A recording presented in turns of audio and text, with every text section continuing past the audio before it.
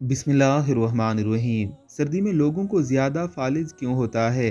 जिस्म के दो हिस्से जिन्हें डांप कर फालिज से बचा जा सकता है। शायद आपने गौर किया हो कि सर्दी के मौसम में लोगों और बुजुर्गों में फालिज का शिकार होने की शरह बढ़ जाती है। ऐसा क्यों होता है? डॉक्टर इस मर्ज से बचने के लिए क्या तरीके बताते हैं, ये हम जानेंगे इस वीडियो में। किन लोगों में फालिज का खतरा ज़्यादा होता है? सर्दी में दौरान खून सुस्त रवि का शिकार हो जाता है। इस वजह से फालिज का खतरा बढ़ जाता है। नशा करने वाले और ऐसे अफराद जिनको कोलेस्ट्रॉल और ब्लड प्रेशर का मर्ज हो, वो फालिज का शिकार ज़्यादा होते हैं। इसके अलावा 50 बरस से ज़ायद उम्र वाले बुजुर्ग भी फालिज के निशाने पर होते हैं। नमक का इस्तेमाल ना करें। जदीद तहकीक में बताया गया है कि नमक का इस्तेमाल फालिज को दावत देने के बराबर है।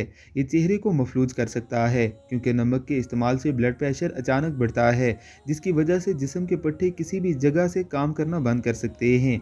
फालज के असर से बचने के लिए डॉक्टर के मशवरे। माहिरीन के मुताबिक सर्दियों में सर और कान ऐसे हिस्से हैं जिन्हें ढांप कर रखना ज़रूरी है, ताकि कान से हवा अंदर ना जाए। इस तरह चेहरे के फालज का 80% खतरा कम किया जा सकता है। ठंडी हवा आसाब को बहुत मुतासर करती है।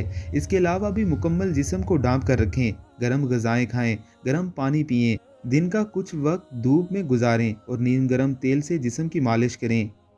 फालिज का असर कम करने वाली वर्जिशें कौन सी हैं? डॉक्टर उमर मकसूद कंसल्टेंट फिजियोथेरापिस्ट हैं और हम टीवी के व्लॉग में इन्होंने बात करते हुए बताया कि अक्सर फालिज के मरीजों को इस अंदाज में बिठाया जाता है कि धीरे धीरे उनका तमाम जिस्म नाकारा होने लगता है, जबकि इनको सही तरह बिठाना बहुत ज़रूरी है।